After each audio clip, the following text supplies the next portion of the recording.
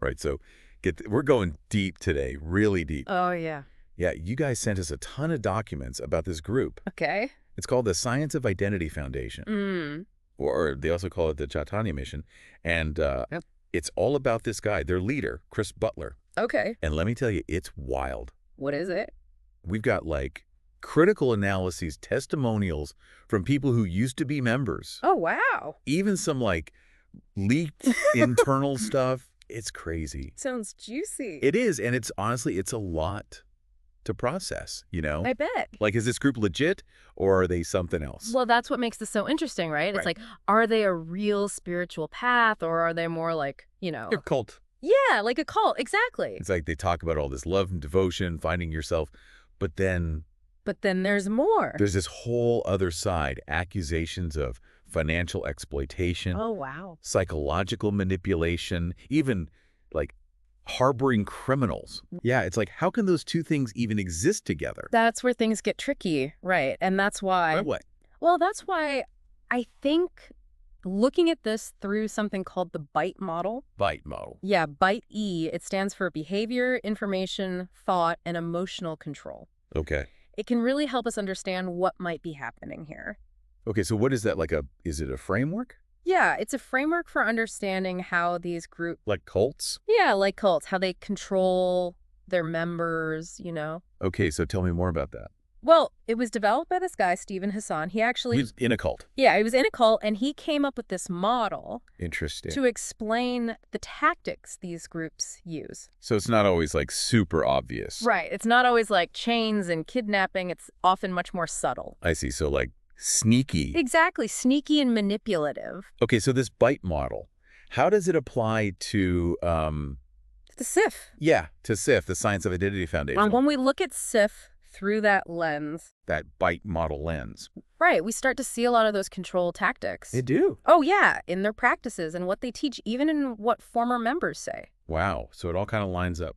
It really does. It's fascinating. Okay, so give me an example then. Like, how does a group that's all about, Love and freedom. yeah, love and freedom, how do they end up controlling people? Well, take behavior control, for example. Yeah. That's the B in BITE. Okay. A lot of people who have left SIF, Ex-members. yeah, ex-members, they talk about how SIF controls their lives, like How? everything. They tell them where to live, who they can be friends with, Really? what they wear, and they even demand a lot of their money. As donations. Yeah, as donations, like a big chunk of their income. It's intense. It is. It's like a whole way of life dictated by the group. That's so strange to me. I feel like if you're looking for Spiritual growth? yeah, spiritual growth, you'd want more freedom, not less. You'd think, right. Yeah. But it's all about control. And it's not just behavior. They also control information. That's the I in BITE. Information control. Exactly. It's all about limiting what members are exposed to, you know? So they can't see the other side of things. Right. And they actively discourage contact with anyone who criticizes the group. Oh, wow. And they even reinterpret like traditional mantras and teachings. To fit their narrative. Exactly. It's like they're creating their own little world. So they're basically saying, don't trust anyone outside the group. Yeah, like we're the only ones who have the truth. That's a classic Cult tactic. Yeah, it's like creating an us versus them mentality. Exactly. And that isolation makes it much easier to control. What, to control what people think? Yes, thought control, the T in BITE. So creepy. Right. And within SIF, they really push this groupthink idea. Like everyone has to believe the same thing. Exactly. And if you question anything, What happens? oh, you're labeled as evil or demonic, that kind of thing. Oh, so you just shut up. Pretty much, it's Yeah. very effective. It's like, I don't know, reminds me of Big Brother or something. Yeah, a little Orwellian. When Chris Butler is like the all-knowing leader. And everyone has to obey. It's kind of freaky. It is a bit. And then there's the last part, emotional control. The E in bite. Yep. And this is where it gets really, really personal. How so? Because it plays on our deepest needs, our vulnerabilities, you know? Oh, I see, like that love bombing you mentioned earlier. Exactly. New recruits, they get showered with love and attention. It's like a tactic, isn't it? It is. It's very effective. It makes them feel special, accepted. Part of the group. Right. But it can quickly turn into this emotional roller coaster. Like up and down. Yeah, one minute you're being praised, the next you're being told you're a sinner. So they're always off balance. Exactly. Dependent on the group for approval. It's like they're being manipulated. Exactly. And then there's the fear of leaving the group. I bet. The fear of losing your spiritual progress, even fear of the outside world. Wow, it's starting to sound pretty messed up. It can be, and we haven't even gotten to the personal stories yet. Oh, right. There's a lot more to unpack here. There is, and those stories really bring all of this to life. Yeah, this isn't just theory. It's about real people's lives. And how they've been affected by all of this. Exactly, and those stories are coming up next. Can't wait to hear them.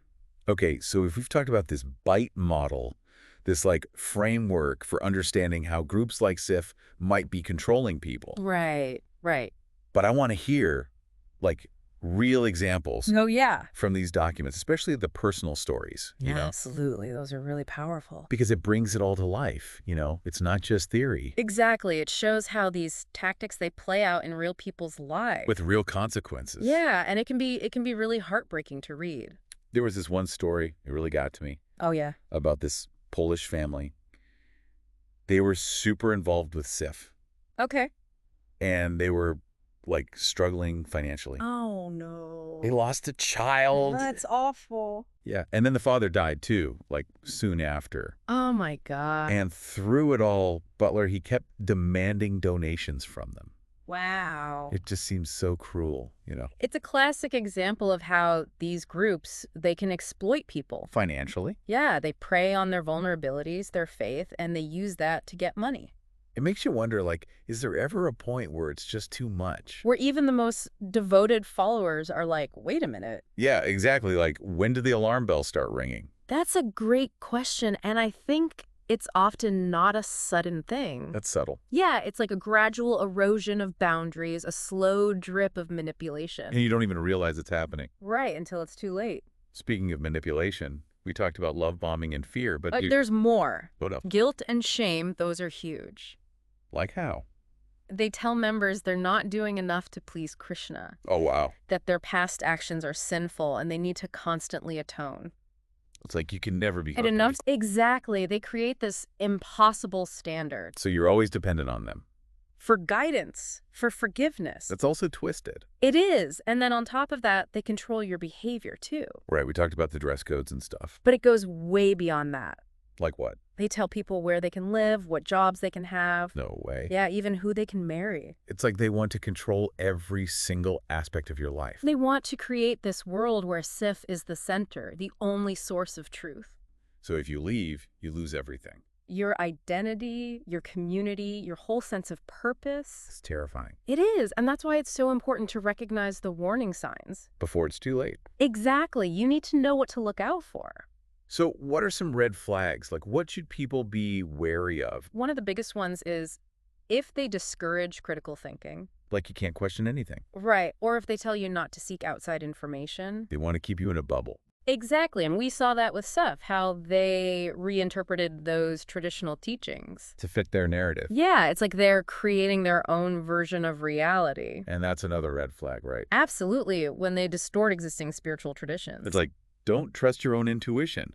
Only I have the answers. Exactly, and that's so disempowering. It is. It goes against everything real spiritual seeking should be about. Which is empowering you to find your own truth. Right. Not blindly following someone else. And all these warning signs, they tie back into the bite model. How so? Well, suppressing critical thinking, that's thought control. Okay. Limiting information, that's information control. I see. Demanding obedience, that's behavior control. It's all connected. It's like a spider web. Exactly. And the more threads they weave, the harder it is to escape. So what happens when someone does start to question things? Well, based on what we've seen in these documents, It's not pretty. it's not. There can be serious consequences. People who speak out, they get harassed, ostracized. Really? Yeah, they even smear their reputation within the community. So they're made to feel like they're the crazy ones. Exactly, for daring to question anything. Like a way to silence any dissent. It is, and it works, because people are afraid of being isolated, of being labeled a traitor. It's sad, you know. It is, because a lot of these people, they came to SIF with good intentions. Looking for spiritual connection. Right, and their desires were exploited. It makes you wonder about Chris Butler himself. Like, is he... Is he a true believer or just a manipulator? Yeah, like, is he doing this intentionally or is he just delusional? That's a tough question. I think it's probably a mix of things. Ego, power, Maybe even some genuine belief. Right, but even if he believes it, it doesn't excuse the harm he's caused. Absolutely. Yeah. And that's why it's so important to talk about this, to raise awareness, To hold these leaders accountable. to empower people to make informed choices. Exactly. And I want to be clear, we're not saying everyone in SIF has had a bad experience.